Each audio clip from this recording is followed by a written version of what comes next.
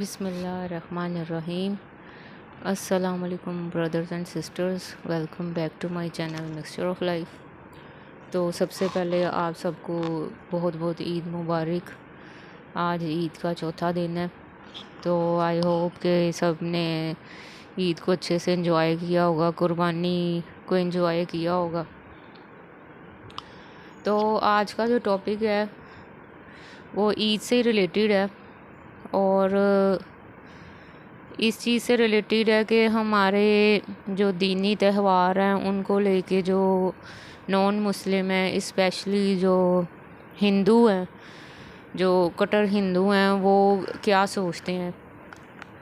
तो एक चीज़ जो है, सोशल मीडिया पे मेरा काफ़ी इंटरेक्शन होता है और बहस भी होती है हिंदू जो है उनसे, कि वो लोग ना बहुत ज़्यादा इस चीज़ को क्रिटिसाइज़ करते हैं, हमारे ये ईद उल अज़हा जो है उसको, कि ये किस तरह का दीन है जो जानवरों को कत्ल करने का हुक्म देता है, और इनका खुदा इनको जानवर कत्ल करने को कहता है।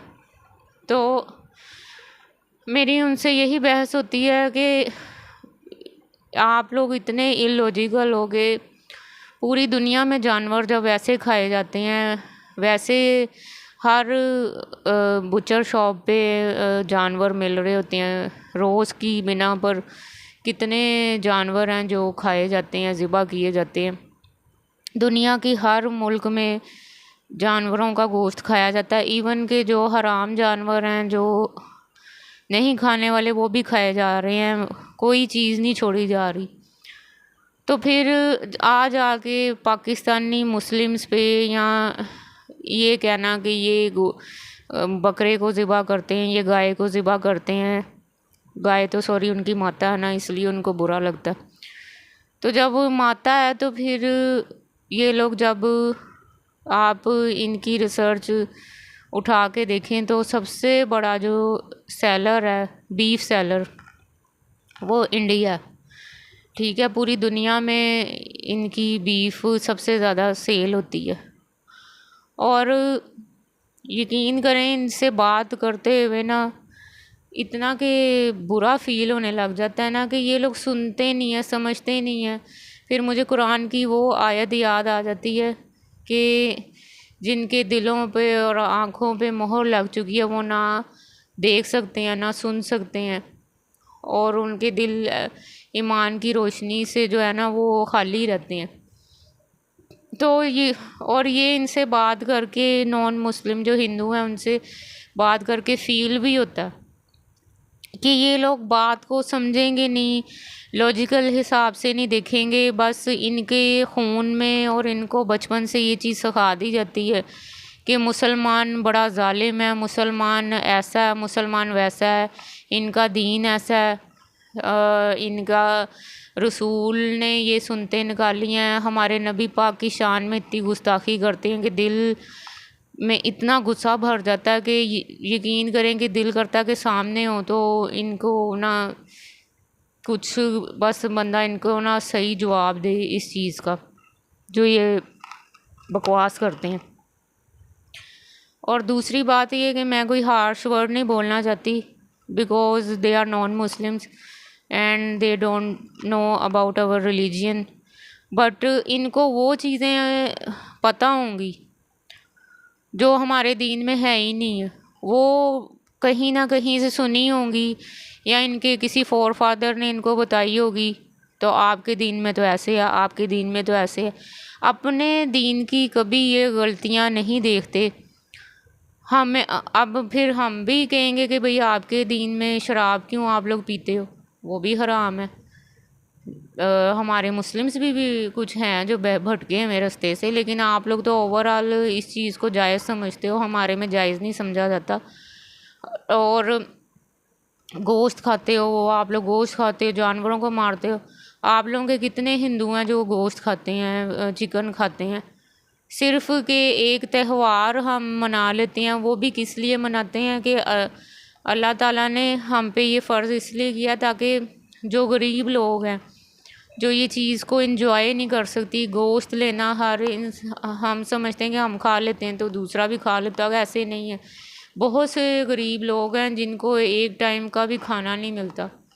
तो ये एक सुन्नत इसलिए बनाई गई है ताकि हम जो गरीब हैं उनको हम दिल खोल के जो है वो गोश्त दें, और गोश्त की जो प्रोटीन और न्यूट्रिशंस हैं उनको भी मिलें, जो बेचारे गरीब लोग नहीं खा सकते। हम तो खा ही लेते हैं पूरा साल।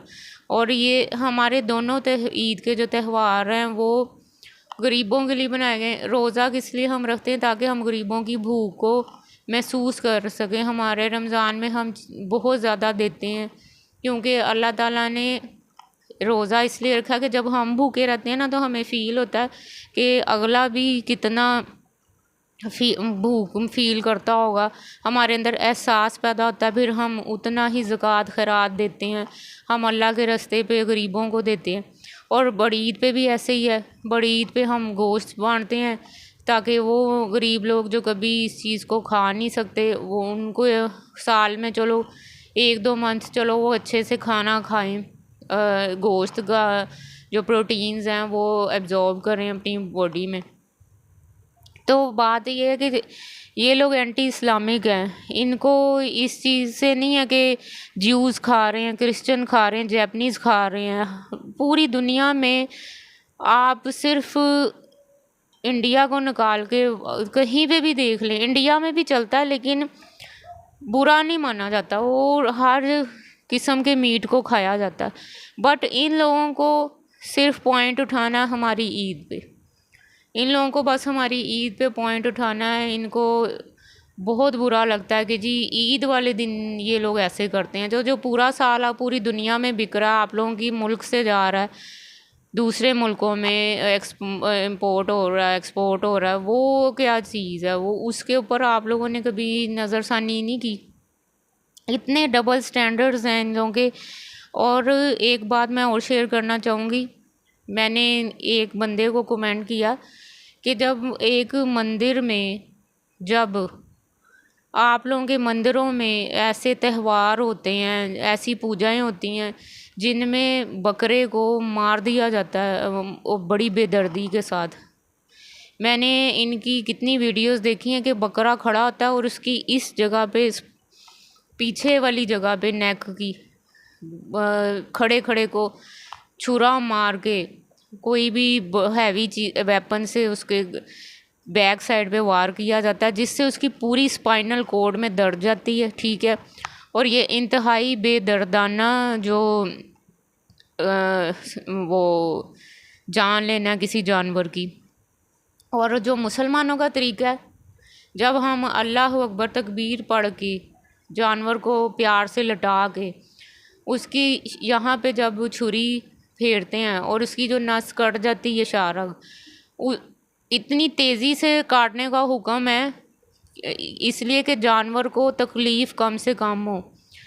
तो जो उसके ब्रेन से उसका लिंक है वो ख़त्म हो जाता है, उसको फिर नहीं पता होता कि मेरे साथ क्या हो रहा है। ठीक है, ऐसा तरीका अल्लाह ने हमें दिया, जो हम शारग पे छुरी मार के तो उसकी ज़िबा करते हैं ना, तो उससे उसकी तकलीफ़ का उसको बिल्कुल अंदाज़ा नहीं होता और उसकी जान बहुत जल्दी निकल जाती है।